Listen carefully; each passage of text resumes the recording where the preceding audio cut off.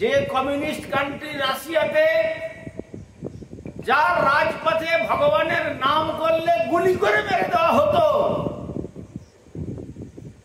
আজ সেই স্থানেও আমাদের গুরুবারদের করুণাতে তারাও আমরা ভারতীয় হয়েও তো শিক্ষা রাখতে খুব লজ্জাবোধ করি। আর কারো যদি পিতৃমাতৃ বিয়োগ হয়, যদি বলা যায়, পুরোহিত মশাই বলে দিয়েছেন যে পুরা মস্তক মুন্ডন করা চলবে না, তাহলে খণ্ডিত হয়ে যাবে, একটু শিক্ষা রাখতে হবে। তখন বললেন ওটা আবার কি, ওর শিক্ষা আমরা রাখতে পারবো। আজ সেই নাস্তিক দুনিয়ার লোক এই যে কয়েকদিন আগে গৌর পূর্ণিমা পরম পবিত্র তিথি মায়াপুরে প্রতিপালিত হলো নবদ্বীপ পরিক্রমার মাধ্যমে, হাজার হাজার শ্বেতাঙ্গমান তারা মাথায় মস্তক মুন্ডন করেছে, বড় বড় শিখা রেখেছে, গলায় মোটা মোটা তুলসীর মালা, তাদের সঙ্গে হরিমন্দির তিলক রচনা করেছে, আর হাতে হরিনামের ঝোলা, কেউ বা খোল করতাল নিয়ে, আর দুবাহু তুলে নিতাই গৌর সুন্দরের পবিত্র নাম কীর্তন করছে। আর শ্রীমন মহাপ্রভুর আবির্ভাব স্থানে, সে স্থানে গিয়ে তারা গড়াগড়ি দিচ্ছে, আর সেই স্থানের ধূলিকণাকে তারা পরম যত্নের সহিত মস্তকে দিচ্ছে, আর কিছু কিছু তারা সংগ্রহ করে নিয়ে আবার তারা তাদের স্বদেশে ফিরে যাচ্ছে। 1974 সালে যখন রাশিয়া থেকে এক প্লেন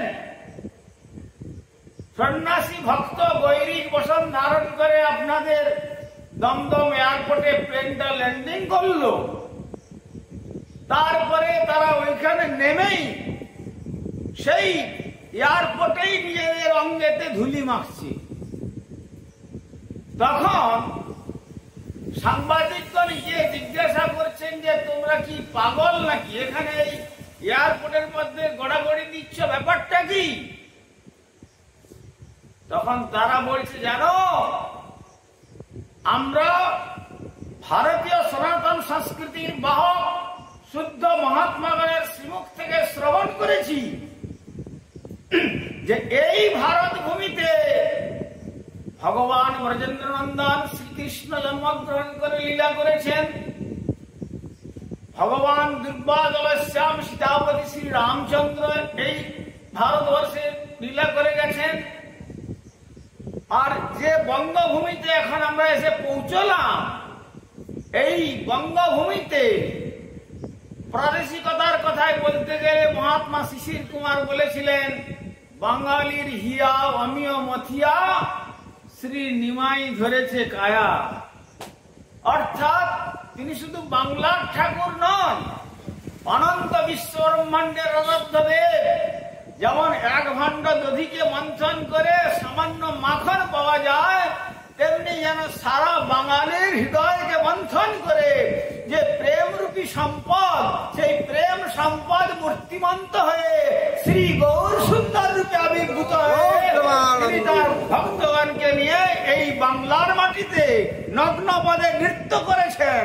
সুতরাং যতদিন আমরা আসতে পারছিলাম না এই বঙ্গভূমিতে, ততদিন যখন এই বঙ্গের থেকে আদা, কাঁচা আদা বা হলুদ এইসব আমাদের দেশে রপ্তানি হতো, তখন আমরা আদার অপেক্ষা ওই আদার অঙ্গেতে যেটুকুখানি মৃত্তিকা লেগে আছে, সেই মৃত্তিকাকে বহুমূল্য ডলার দিয়ে ক্রয় করে নিতাম। কেন না, শ্রী চৈতন্য মহাপ্রভু তিনি অপার করুণাময়, কলিকালে অবতীর্ণ হয়ে সকল জীবকে উদ্ধার করবার জন্য শ্রী হরিনাম মহামন্ত্র প্রদান করে গেছেন।